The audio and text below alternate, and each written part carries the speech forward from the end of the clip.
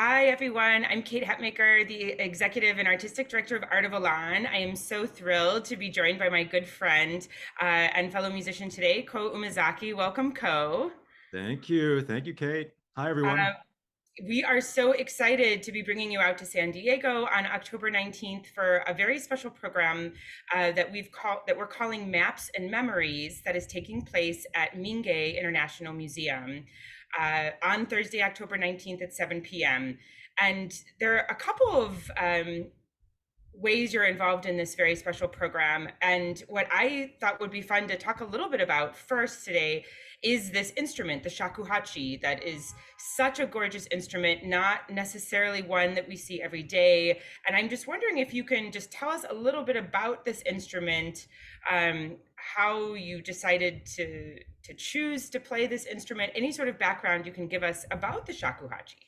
Right. Well, the shakuhachi is a centuries-old instrument in the traditional music of Japan. It first comes to Japan when it's forming its government back in the Nara period, which is more than 1,000 years ago, and Mhm. then it disappears in sort of documentation and reemerges back in the 13th and 14th century with a particular sect of Zen Buddhist monks. And this is sort of a little bit of it is just sort of folkloric, but a Zen Mhm. Buddhist monks who are using this to practice meditation, not Oh, necessarily wow. to play music. And Yeah. I came across this. Yeah, I came across this because I was fortunate enough to grow up in Tokyo, and there was my high school choir teacher actually was playing with uh, one of the great masters, 20th century masters of this instrument. That's so incredible. So this has obviously been with you now for a while, and I know you're going to treat our audience to some solo pieces, or at least a solo piece on shakuhachi. But we're also featuring a work on the program that you wrote. This as a that is a one of your really incredibly colorful compositions.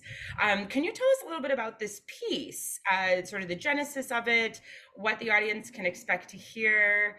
And this is a piece called Cycles, What Falls Must Rise, I believe. Yeah, it was a piece that was commissioned more than 10 years ago by the Hopkins Center at Dartmouth College. And it was Okay. written for obviously a string quartet and shakuhachi. It also includes some electronics, which is an important part of this. Yeah. And the question at that time, just musically speaking, was because I was asked to write something with electronics, was to Uh-huh. say, you have a string quartet, which is can create an entire world and a universe of sound in and of itself.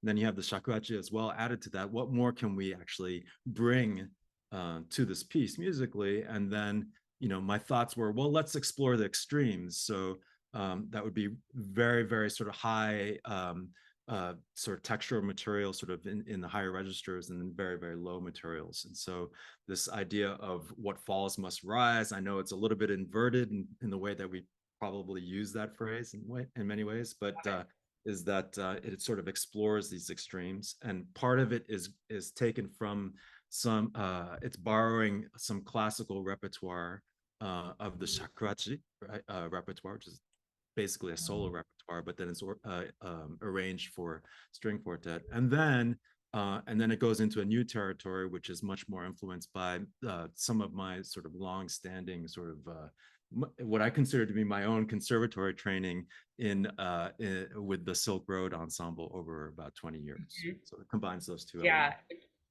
which is also another incredible affiliation you have. You know, it's interesting that our particular concert on the 19th is tied to a really gorgeous exhibit, Washi Transformed, it's called, and it sort of takes this ancient form of making art from handmade paper. This is a Japanese tradition, I understand, and sort of drops it into the 21st century here and sort of encourages the viewers to examine these connections between what has come before and where we are now. And this might sound too philosophical for a question, so Never. answer it in any way you would like. But beyond developing, based just an appreciation for that which has come before us, why do you feel it's important to draw connections between art forms of the past and present? I know you Right. do a little bit of this in all the different spheres in which you operate musically, but Right. um, Well, I think we live in a world where we feel like we have access to all kinds of histories and all kinds of practices, right? In Hmm. our digital world. I mean, we Hmm. just feel that way. It may actually be sometimes a little counterproductive for moving us towards, all looking at the same thing, right? And Right. kind of ignoring things. But in theory, right, we have access to all these kinds of practices. And so I think, for me, the question has always been about while we like to think of ourselves as modern society as being this having embracing this notion of progress, like we're going to make things better for ourselves. I think what's great about the times we live in now is that we can actually have a real tangible sense of like what old knowledge we can actually sort of integrate into also this kind of propensity towards moving forward and finding new things to improve our lives and the human condition in general. So I think that's the thing. And this exhibit is wonderful, right? Because Yeah. it's tactile material and there's great old knowledge that's built into it, and we should always be mindful that there are things to discover within that we can actually then you know use to help ourselves sort of continue to better ourselves in our lives. You I know, think that's beautiful and so important, perhaps, at this current moment where we are as a civilization. It's great. Well absolutely. put. I had just one other question. It's just sort of a fun question. I believe you're headed to Japan after your performance with us in San Diego. Are you performing there? Can you share a little bit about what you'll be doing over there, if you're comfortable with? Yeah. No, actually, I'm not. I'm actually going to visit my family. Most Yay! of them are down in the southern part of Japan in Kyushu in a prefecture called Kumamoto. And, because of the pandemic, and I know everybody has sort of experienced this at different levels, but it was hard to go back home. And I used to go back once every year, sometimes for concerts and sometimes for other kinds of things. But it's feeling important to reconnect, I think, when I can. And it's been a while. So I'm looking forward to it. Certainly.